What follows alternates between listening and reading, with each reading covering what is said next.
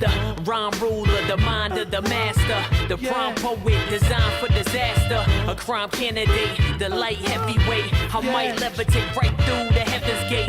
Rhymes record break neck spines and vertebrae. Simple and plain like Kanye, I heard him say it's murder one when he murder tracks. I'm a dirt bag flirting with songbirds and Birkin bags. My first raps catch Roberta Flack. I'm a certified Mac, but I'm sure you ain't heard of that. Slim Thug and them hoes, they been loving the flow. They been hunting for men like in Vogue, and I'm in season, the season vet. I don't need respect, all I need's to check. Mic check. This way, morning, night, and day. Maybe Mic check. Hello, Minnesota sports fam. What's up? Got a late night edition, Minnesota Sports Fan Daily. Margs in hand. If you hear me chewing, crushed ice in my margarita, so blame it on my refrigerator. That gives me the option for crushed ice. All right. I'm Eric Strock, MinnesotaSportsFan.com. Again, talked about it before. If you're watching on YouTube, be able to go back and forth. If you're watching on Twitter, leaving comments, I may or may not see them.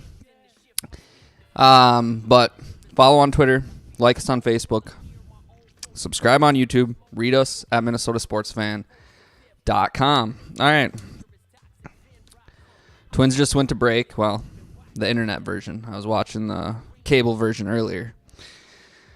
Up 4-0. I believe they're going to the 8th inning. Something like that. It's probably dangerous to feel this way, given the uncertainty of our bullpen, so many other issues, but it just feels like we're coasting at this point tonight. And again, I don't know. It's probably the wrong way to go about it. So you guys can all blame me when the Twins eventually give up this lead, lose, and go to 1-3 on the season, because that's probably how this will go down now that I've pretty much chalked it up as a win. I think even in the thumbnail for this episode, I put that the Twins are back to 500. So again, if we give up the lead in the last 2 innings, you can just blame me, send me all the hate mail. All right, so we got that going on. Let's talk Dylan Bundy's appearance today. And it's not just Bundy. I've got numbers on all Twins pitchers. But Dylan Bundy tonight, 5 innings pitched, 1 hit, 0 earned runs, 1 walk, 2 Ks. Was probably pulled a little bit early. I saw my buddy Brian Heinz a little bit upset about that. 67 pitches, 47 for strikes. Great performance. I'm not mad with them taking him out early. They're trying to stretch out all of their pitchers right now because of the short spring training, so I'm not concerned about that. I was just impressed inning after inning. I mean, obviously, Dylan Bundy isn't a guy that's going to blow you away. His fastball's throwing like 90, 91 miles an hour. But the control he has on his pitches and the break that he has on Cy Bundy. Good point. Yes. Anthony reminds me it's actually Cy Bundy.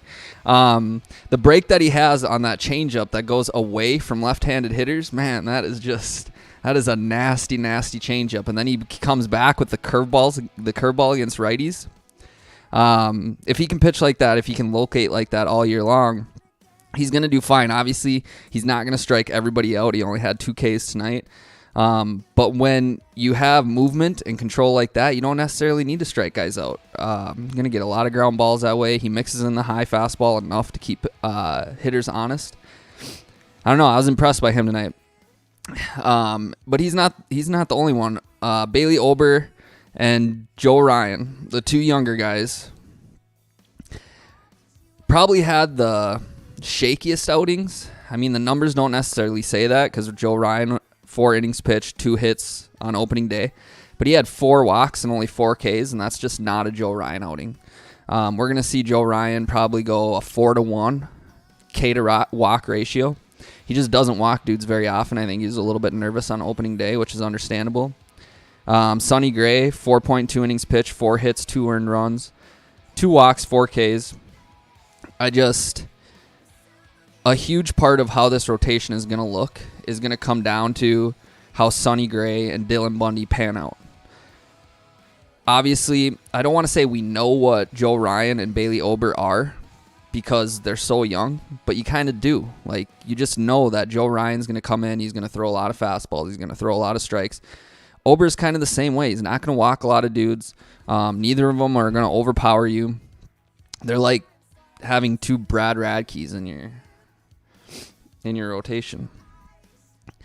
But it was Gray and Bundy where coming off of injuries, coming off of bad seasons. Same thing with Archer, but Archer, we're just not depending on him like we are Dylan, Bundy, and Sonny Gray. So I don't know. I'm optimistic about how this pitching staff has looked to start.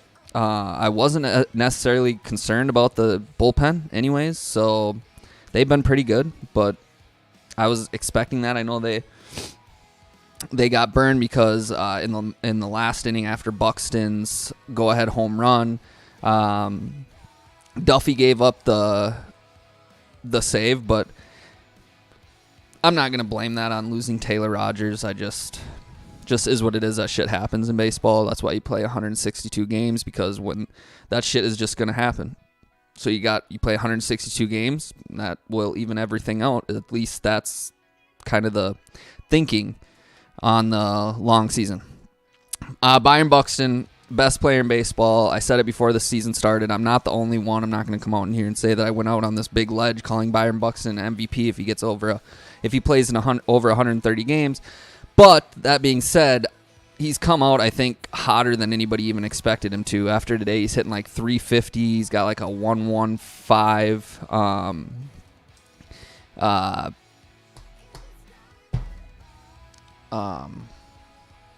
on base plus slugging. I'm going crazy. This margarita's getting to me.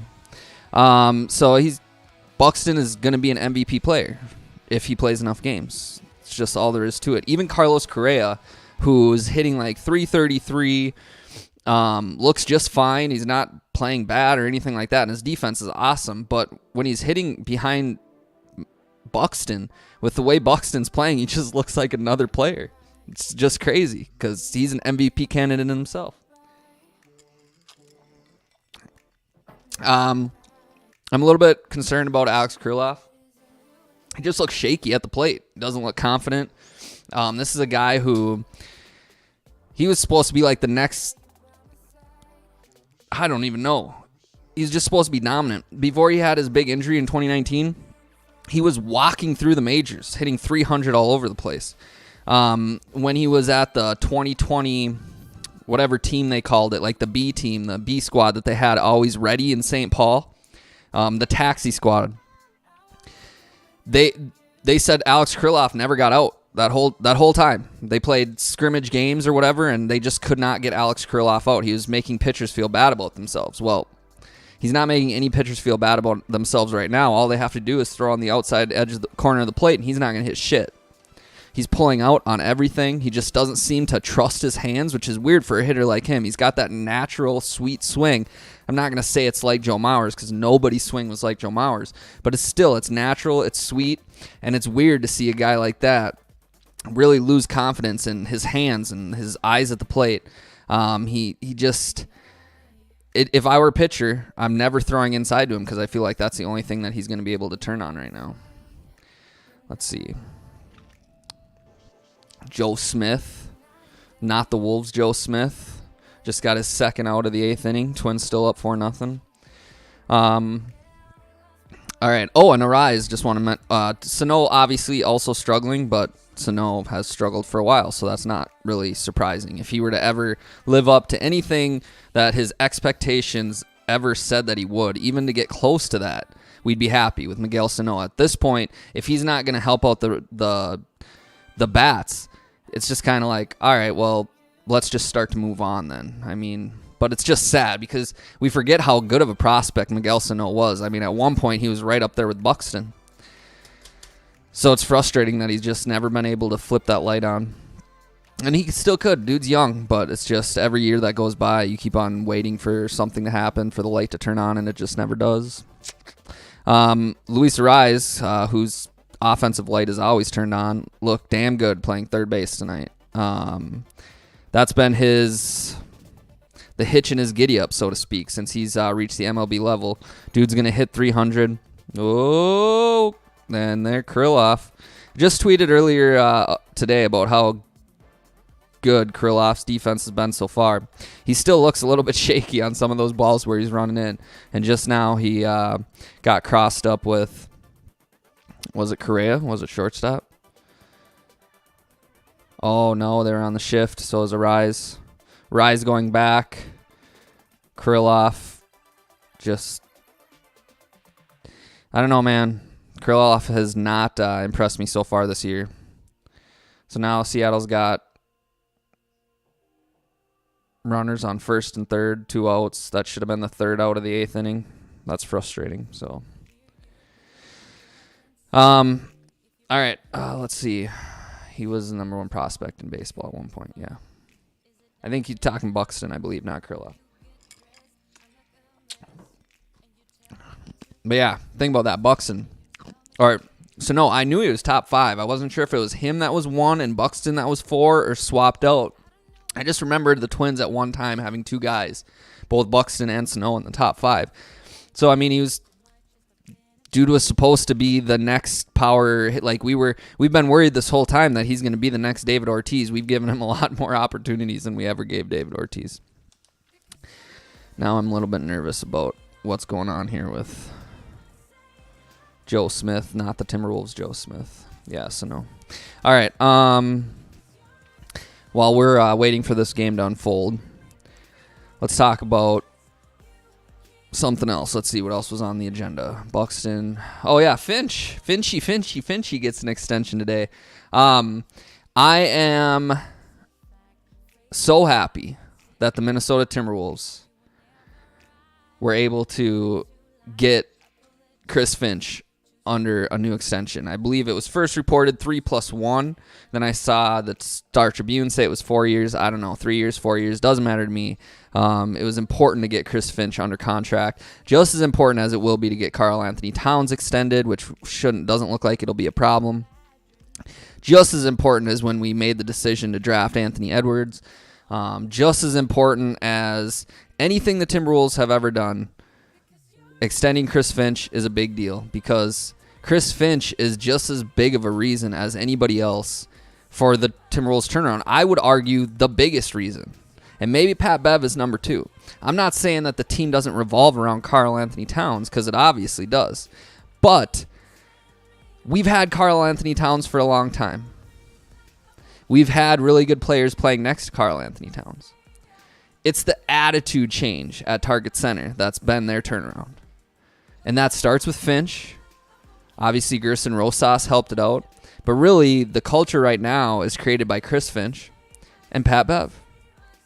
So those two are the biggest reasons for why the Timberwolves ended this season like 10 games over 500. So it's just huge to get Chris Finch under contract. And then right after we get Chris Finch under contract, Nick Nurse is reportedly, the Lakers are trying to get an interview with him from the Raptors. If I'm the Raptors, I do everything I can not to lose Nick Nurse because leadership is so important, not just in basketball, but in all sports. Look at the Wild. Look at what Billy Guerin has done with the Wild.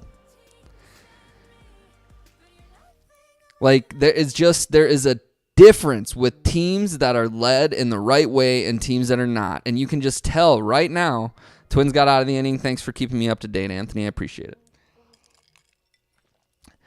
All right, so Twins are going to ninth, still up 4-0, so that's good news. But and Chris Finch provided that leadership for the Timberwolves, and it's not just me saying that. It's everybody who covers the Timberwolves says that. It's all the players say that. Even though some of them, like Karl Anthony Towns, were in love with Ryan Saunders, they've realized now, like, okay, Ryan Saunders was a good guy, but this is a good coach. And there's a difference. There's a difference in those two things. So it's just huge. It's huge. And back to Nick Nurse. That sort of shit makes me nervous. And I know it's not unprecedented. It's happened before. But the idea of being forced to trade your coach because he wants out like a player would, that is scary. I don't see that happening in like any time, like in the immediate future. Not this year, not next year, But let's say the Wolves have a bad year. Things go bad. Maybe they're going into an off season where it looks like they're going to be low on talent or something. And now the Lakers, the Knicks, there's some other big market team who wants to offer like a first round pick for Chris Finch. And to me, it wouldn't be worth it, because I'm telling you, Chris Finch looks like a future, not just a future coach of the year, but one of those coaches where 5 years from now, he's just bona fide like one of the best in the NBA. Like, you don't even question it. It's just Chris Finch is just known as one of the best in the NBA. To make that happen, the Timberwolves would have to start going to playoffs on a regular basis. But I'm just saying, Chris Finch is just different than other coaches. So again, huge deal to get that done. Gerson Rosas, NBA Executive of the Year. Wouldn't that be something?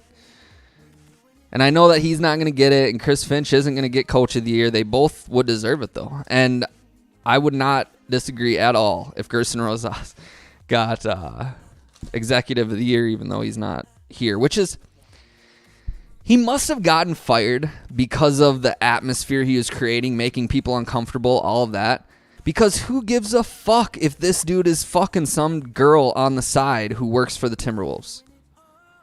Again, if other workers were uncomfortable and it's becoming a situation where it's like untenable, like you got players who don't want to be there or important coaches or executives, that's a different situation, and that's reportedly how it was. But other than that, I don't give a fuck who our GM is banging or our Pobo is banging as long as we're winning. Like, that's not my fucking business. So I hope Sajan Gupta is the guy, or whoever they get next year is the guy. But I mean, Gerson Rosas' moves have all come up gold for the most part, except for he decided to go outside of his marriage and bang somebody inside the Timberwolves organization. But again, I don't care about that. That's his business. He can do what he wants. He's a grown-ass man. All right. Wolves. So tomorrow, I'm not talking much Wolves tonight as far as their matchup. I know that tomorrow, massive game, right? But tomorrow morning, late tomorrow morning, I'm going to do an all-Wolves show. So tomorrow's show will be earlier. Sometimes shit gets messed up, but I promised that I would do this every day, and I didn't want to let you guys down. So I came on. We'll do it tonight. But now tomorrow morning, later on tomorrow morning, 11-ish probably, we're going to do an all-Wolves show. We're going to talk Clippers. We're going to talk what the Wolves need to do to win, what scares me, what doesn't. We'll do all that tomorrow morning. So if you want to come and join in for that, mark your calendars. If I say 11, probably mark your calendars for like noon. But sometimes I'm on time. All right, so I'm just warning you. All right, let's see. Wild Oilers. Tomorrow, 7 p.m. Oilers are good, too. I think I saw earlier they have like 90 points. I want to talk just briefly about about their comeback against the Kings. Watch the whole thing. Down 3 goals to start. I don't know what speech Dean Evison gave in first intermission, but we came out second period and just went off. We ended up scoring 6 straight goals, winning 6-3. It kind of felt like that galvanizing moment a little bit, and I don't know, maybe nobody else felt it. I've been playing this music. Have you guys been hearing music this whole time? If so, let me know. If you liked it more, maybe I'll play background music the whole time every show. But it just felt like one of those galvanizing, like we're down 3-0. Fleury is about to get pulled from the game, but instead they get it together. They rally together. This group of kind of thrown together. Obviously, they're not thrown together, but if you think about it, you got rid of Prezi. You got rid of Suter. Kaprizov is only 2 years into the league. Zuccarello has only been on the team for 2 years. Then, at the trade deadline, you bring in Middleton. You bring in Delorier. You bring in Fleury. It's just, there's really a lot of these. Boldy is a rookie. You think about it, there's just a lot of new pieces in this team. They've been winning. They've been putting up points. I think at this point they have the 3rd most points in the West. So it's not like they've been playing poorly, but there are times throughout the seasons where they just kind of dip and you don't really know why. And it kind of felt like they were going into that same sort of dip. They lost to the Predators, And then they lost the lead to St. Louis and ended up losing in overtime. And you're kind of going, gosh, like, these are games you need to win.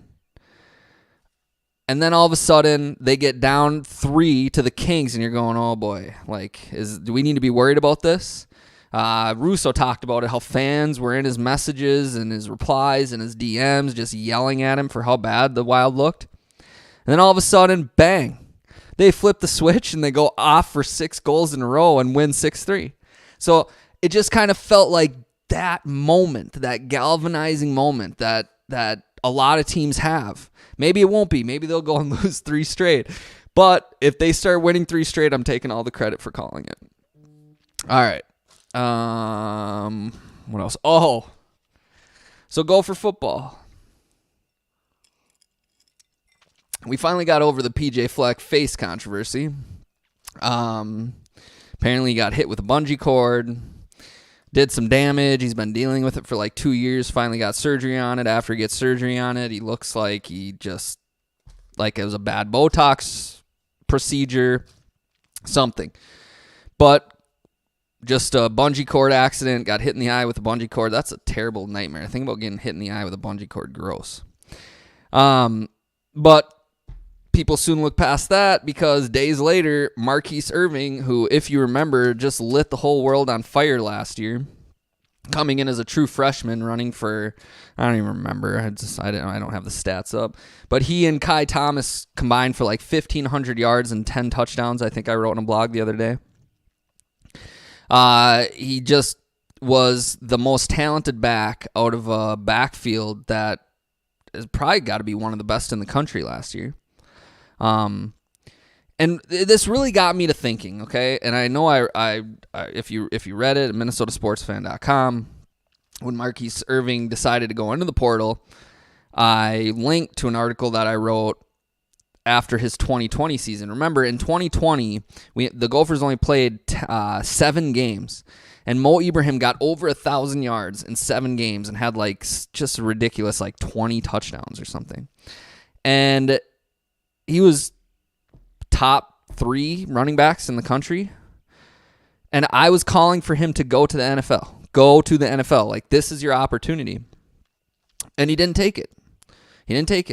He decided to come back for 2021 campaign, which I already was seeing. I follow Gopher recruiting closely, not as closely right now as I probably did like 2 years ago or a year ago when Marquis Irving was brought on and Kai Thomas was brought on.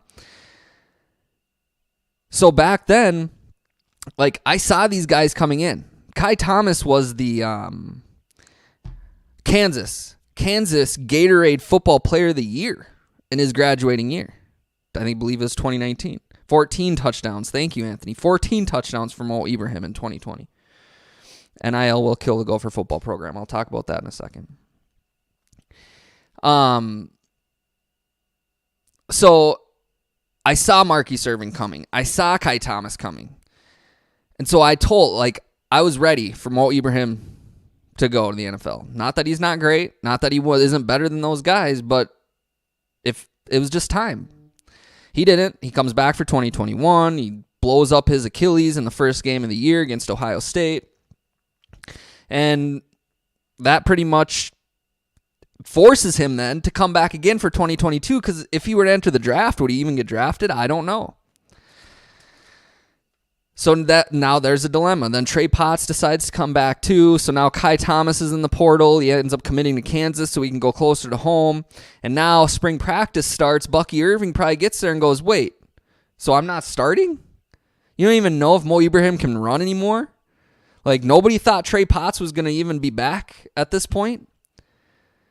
And look what I did last year. Like, I got teams all over in my DMs telling me that I can make money somewhere else, that I can start for them, and you're going to play Mo and Trey over me? Fuck that. I'm out. And as of earlier today, I haven't looked yet, but Marquis Irving is not technically in the portal. He's announced he's going in the portal, but according to Ryan Burns earlier today, he's not in the portal yet.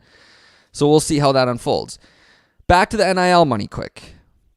I agree that the NIL thing could screw the Gophers, but here's what I'll say. I don't care. All right? I don't care because I'm a free market capitalist. And it is fucking illegal to tell 18-year-old women, men, others that they can't profit off of themselves. That they can't go, hi, I'm Marquis Irving. Hi, I'm Tanner Morgan. Hi, I am... And they just can't get paid for that. Why? It doesn't make any fucking sense. Zero. Like, I don't care about how, yeah, they get a free scholarship. They get that. None of that is not associated with this conversation. Any adult can get paid for just being themselves if somebody wants to pay them for being themselves. And that's the way that it should be for these college students too. So I'm just not into that. What I don't like is when PJ Fleck makes the situation worse. Not only is Bucky Irving got teams in his DMs telling him that he's got NIL money coming, but then when he goes back to Minnesota, he doesn't even have a starting spot. So now that NIL money becomes a lot more enticing. Duh. So that you're making the situation worse. PJ Fleck has to adapt. He has to change the way he sees loyalty if he wants to win at Minnesota. Tanner Morgan should be gone. Sorry, you just weren't playing very well. We got guys transferring now. Mo Ibrahim should be gone because he had a great season. PJ Fleck should have been like, no, Mo, this is your opportunity. You are going to go make millions of dollars. You can come back and get your degree. But we got guys who are ready to play, and you are ready to go to the NFL. You're not going to get a better opportunity than you got right now. So PJ Fleck has to be smarter than that. All right, and I know he's got his loyalty, and nobody's a better on-field coach than Tanner Morgan, and he looks and acts like PJ Fleck. I understand that. But you just can't do it. As far as Minnesota NIL money, I tweeted about it the other day. When Minnesota Sports Fan blows up and I get rich, I will pay kids to come to Minnesota if it's still worked out all the same.